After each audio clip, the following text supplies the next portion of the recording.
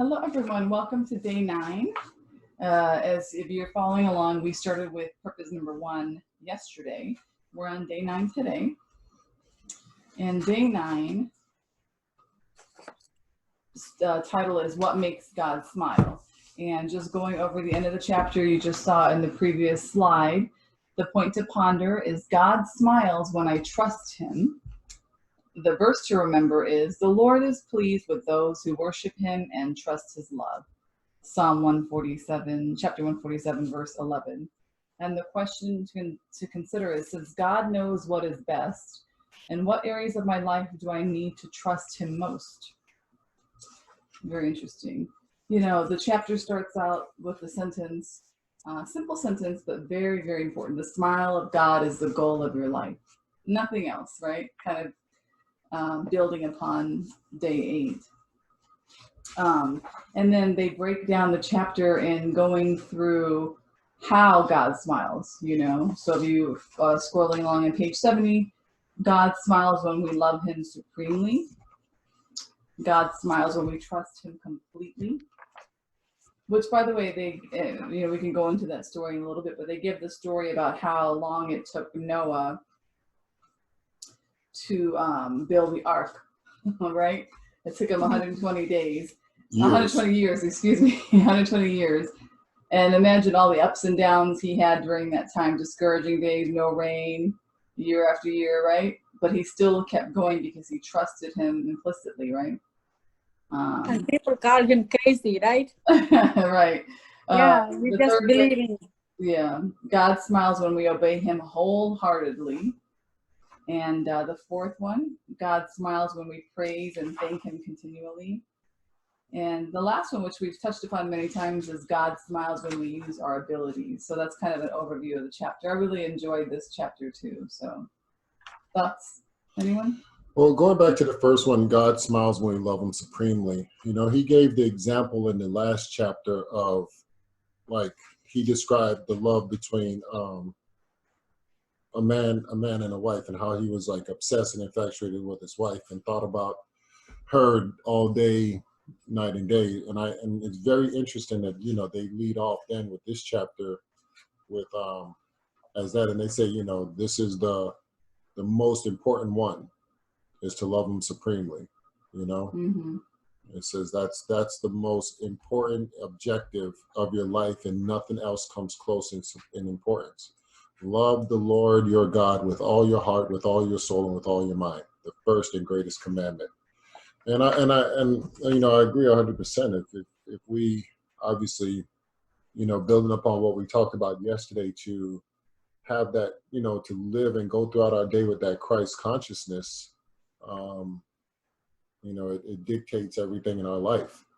If we're always walking and acting with that, you know? Yeah. Yes. You know, to trust and believe and love when whatever he promised that it would happen doesn't happen. On those days, it's hard to love and trust. Right, but you got to keep pushing through. Yeah. If Noah can push through for 120 years, Yeah. I mean, just coincidentally down here, they extended the no back to school until May 1st now, at least. And so a lot of parents are struggling with that. But you know what? It's day by day, right? Day by day. That's all you can do right now, you know?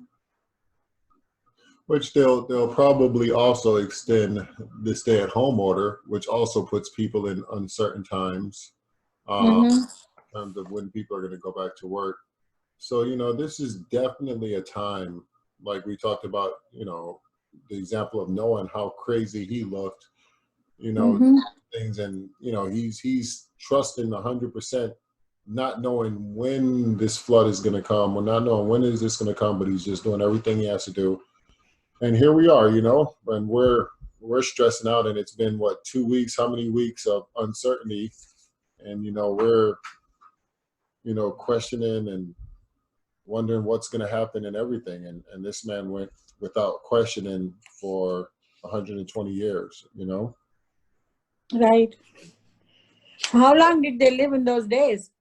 I think in Biblical time. yeah, they mentioned living like hundreds of years. I think they mentioned one person living like 800 years or something, you know. Mm. But one of the things too, though, that I think it's a lot easier. Well, I'm going to say easier or not easier, but when he had direct communication with God, direct orders from God, you know. So I think it's a little bit, you know, you could just, all right, I can follow. God told me to do this, I'm gonna do it. I would love for God to come down and speak to me directly and say, hey, Actually, Jaja, he is.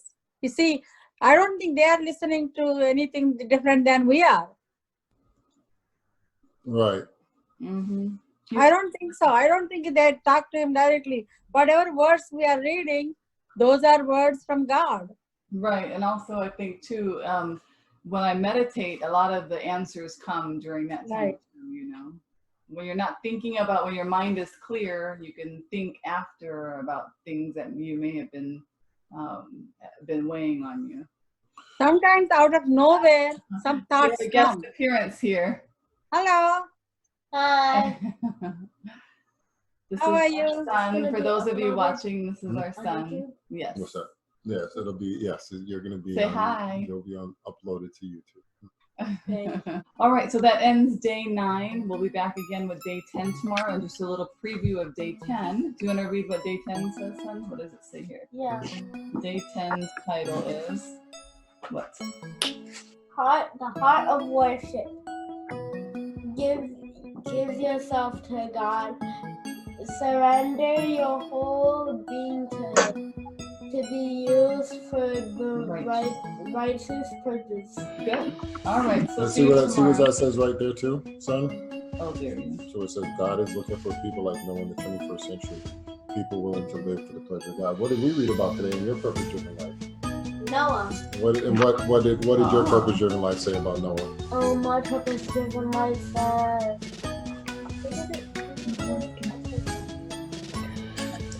Okay, we might have to read that again then.